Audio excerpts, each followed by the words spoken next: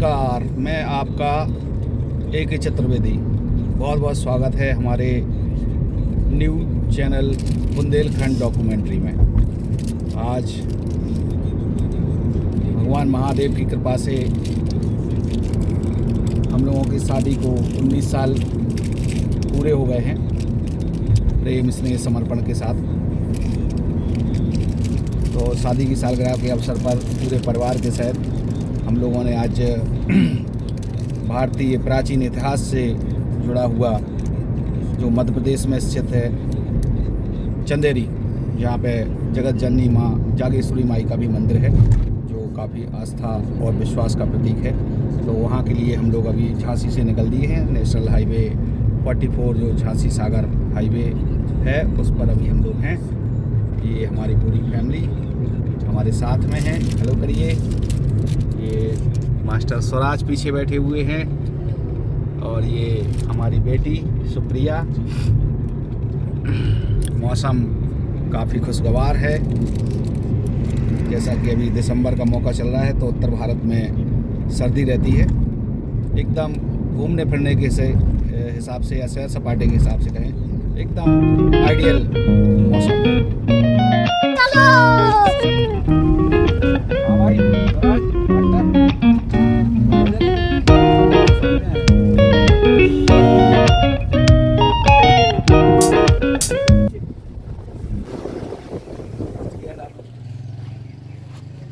ये चंदेरी का केंद्रीय संरक्षित स्मारक चंदेरी किला भारतीय archaeological survey of India department के अंतर्गत आता है।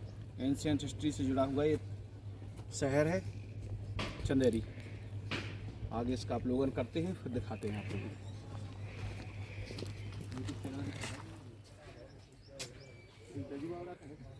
ये जौहर स्मारक, जौहर स्मारक। जौहर आप समझ गए होंगे। हाँ, जौहर होते थे। क्या हुआ था, महिलाएं वो उनसे बचने के लिए जौहर करती थी। बाबर और मैनी राय के बीच में एक अंतिम युद्ध हुआ। मैं बाबर के साथ काफ़ी बड़ी विशालकाय। बाबर ने पहले एक संदेश भेजा महाराज मैनी राय जी के लिए, जो है आप इसके लिए को छोड़ दें, किसी अन्य किले पे आप चले जाइए, बेलसा समताबाद का है जो, उसको ले लीजिए। उन्होंने जो है इस प्रस्ताव के लिए अस्वीकार कर दिया, उन्हें ठीक नहीं लगा। फिर युद्ध होता है और युद्ध का ये परिणाम रहता है कि महाराज मैनी राय जो रहती हैं वो वीरगति को प्राप्त हो जाती है। फिर ये संदेश उनकी पत्नी महारानी मणिमाला जी को मिलता है, जो है महाराज नहीं रहे, तो फिर वो जौहर व्रत का निर्णय लेती हैं। और वो यहाँ सिंगल नहीं होती हैं, वो लगभग 1500 से 1600 के समथिंग। अच्छा, उनके साथ महिलाएं, बच्चियाँ, राजपूत वीरांगनाएं सभी होती हैं। यहाँ एक विशाल जौहर कुंड का निर्माण होता है, जिसमें काफ़ी अग्नि प्रवाहित कराई जाती है चारों तरफ कैंपस के अंदर। वो लाइक पद्मावती फिल्म में। हाँ, पद्मावत पे एक्चुअल में क्या था कि उस पर मूवी वगैरह बनी है, इसलिए वो हाईलाइट रहा है। नहीं, हाँ, वो बाकी ये भी प्रमुख जौहरों में से है। क्या हुआ कि जब उन्होंने जो है 16 श्रृंगार किया, छत्राणी का भेष धारण किया और पति को जो है अंतिम विदाई देते हुए, हाथ खड़ग में देते हुए, राज तिलक करते हुए, जब तक उनके पति दिखते हैं तब तक वो देखती हैं। जैसे ही आँख से ओझल होते हैं तो छपाक से जो है वो अपने आप को अग्नि में समर्पित करके में भी दर्शाया गया है। ये देखिए आप, स्वर्ग में जो है वीरांगनाओं के द्वारा जो है पूजा चल रही है शिवलिंग की, शंकर जी की। नीचे जो है युद्ध हो रहा है और उसके जस्ट नीचे जो है जौहर हो रहा है। आइए थोड़ा सा और पीछे आए तो उसके कुछ और बारे में बताते हैं। पीछे देखो, पीछे पीछे तो देखो।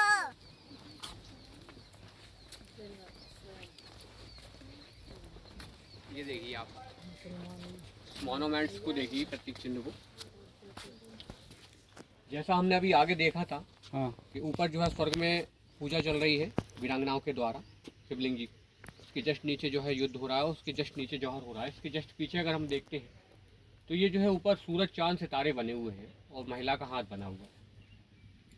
क्लियर दिख रहा है? यानी कि जब तक सूरज चांद सितारे रहेंगे इस सृष्टि पर, नारी शक्ति में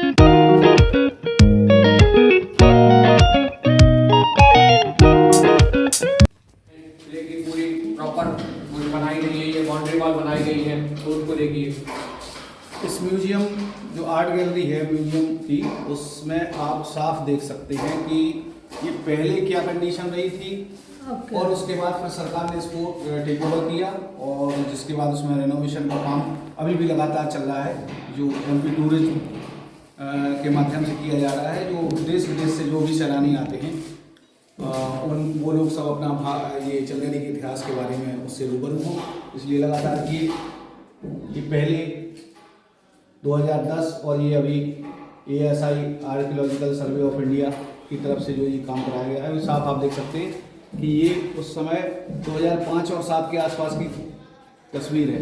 एक हिसाब से खंडर हो चुका था पूरा, उसके बाद लगातार अभी भी काम चल रहा है। देखिए इसकी पूरी बाउंड्री वॉल को बनाया गया है, चारों टैंक डेडलॉक किया गया है, टैंक भी डिस्ट्रॉय हो गए थे, इनको मूल स्वरूप में लौटाया गया है। पीछे का बैकग्राउंड देखें तो किले की बाउंड्री जो वॉल होती थी मैंने वो भी निकल गिर गई थी। बाबर का आगमन हुआ, बाबर ने मंदिर को जब देखा ना ढका हुआ फूल को, उन्होंने ही जो है बाबर ने इस गेट को जो है खूनी गेट का नाम दिया था। और एक्चुअल में देखा जाए तो यहाँ से उस समय कैदियों को सजा दी जाती थी। अच्छा और ऊपर फांसी दी जाती थी, वहाँ से डायरेक्टली भी फेंक दिया जाता था। तीसरा अगर इसका हम देखें, अगर दूसरा कॉन्सेप्ट, तो ये ऊपर 2 हॉल हैं, आप देखिए इनको, दोनों साइड में। इन हॉलों में से क्या होता था कि उस समय पे जो है जब कैदियों को रोकना होता था, मारना होता था, घायल करना होता था, ऊपर से दंड, राइट, तो ऊपर से क्या होता था, दुश्मन यहाँ से आ रहा है, हाँ ऊपर से गरम तेल डाल दिया। बिल्कुल, यहाँ भी है, साइड भी है। ये मोड़ देने का क्या उद्देश्य रहा है, ये चाहते तो डायरेक्टली सीधा भी बन जाता है ये गेट यहाँ की जगह थोड़ी आगे भी। बट क्या होता था कि जब युद्ध होते थे ना, उस दौरान जो है ये माइंड लगाया जाता था कि जब यहाँ से भारी बल लगाया जाए या हाथियों को या कोई बड़े लकड़े के साथ, तो वो बल टूट जाए, यहाँ पे शक्ति प्रेशर ना बन पाए, शक्ति ना लग पाए, यहाँ भी मोड़ दिया गया। इसलिए इधर से बड़ा जो माइंड सेट के साथ, मान लो वो ज्यादा है, अपन लोग कम है, तो वो उधर से एकदम से लग ना पाए, पिकअप ना बन पाए, मौसम बन ही नहीं पाए, पिकअप बन ही नहीं पाए, फिर मोड़ दे दी, फिर मोड़ दे दी। इसलिए ये मतलब किलों को जीतने के लिए बड़ी हिम्मत लगानी होती थी, बहुत माइंडसेट के साथ। ये उस समय के आर्किटेक्ट रहे होंगे जो इस तरीके से दिमाग लगा के, बिल्कुल इस तरीके से। अब इसमें सिक्योरिटी भी आप क्या समझ रहे हैं, यहाँ पर नीचे जो है हजारों की संख्या में, सैकड़ों की संख्या में सैनिक होते थे। प्राचीन इतिहास से जुड़ा हुआ ये शहर, इतिहास काफ़ी गौरवशाली रहा है इसका। ये पीछे आप देख सकते हैं घाटी के बीच में बसा हुआ ये शहर, चंदेरी का ये खूबसूरत नज़ारा। और ये जहाँ मैं अभी टहल रहा हूँ, ये एमपी टूरिज्म की तरफ से पर्यटन को विस्तार करने हेतु एक किले के ऊपर ही किला कोठी रेस्टोरेंट और स्टे के रूप में इसको डेवलप किया गया है, जिसमें देश विदेश सहित सैलानी यहाँ पर आएँ और चंदेरी के इतिहास और यहाँ की संस्कृति से रूबरू हो सके। A few moments later.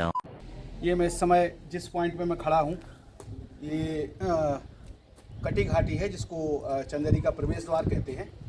ये लगभग 14वीं शताब्दी में मालवा के सुल्तान गयासुद्दीन शाह ने जिमन खां के माध्यम से इसको बनवाया था। और ये ठीक पीछे दिखाई दे रहा हो तो यही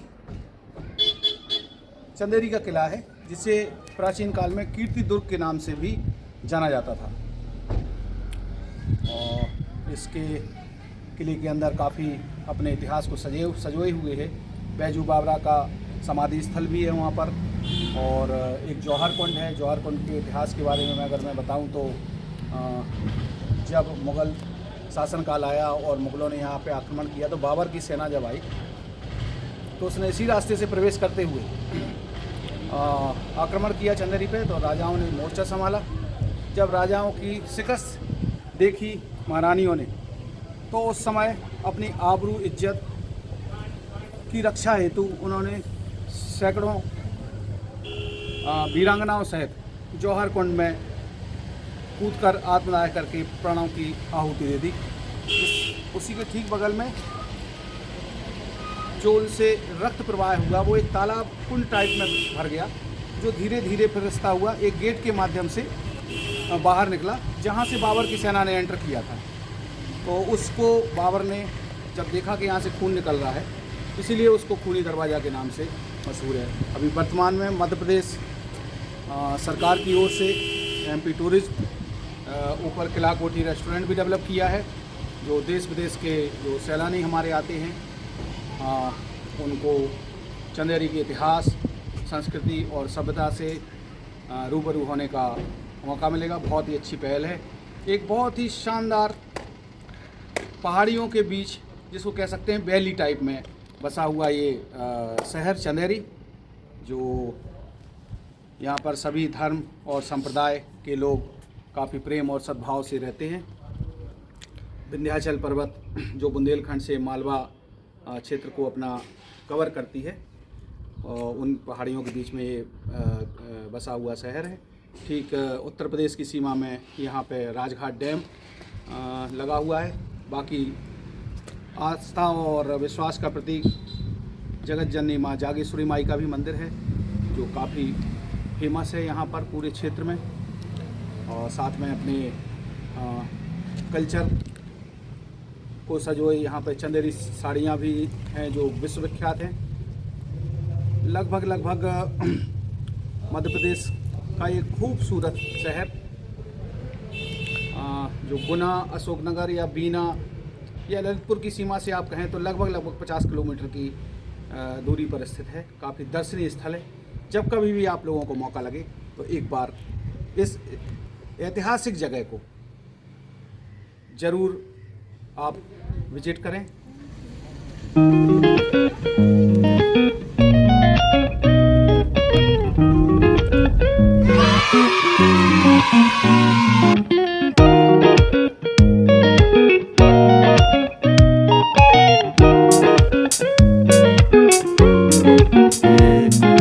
मध्य प्रदेश और भारत सरकार द्वारा चंदेरी में एक ट्रेड फेयर का आयोजन किया गया था, जिसमें चंदेरी की संस्कृति, सभ्यता और इतिहास के बारे में इन सब की जानकारी दी गई।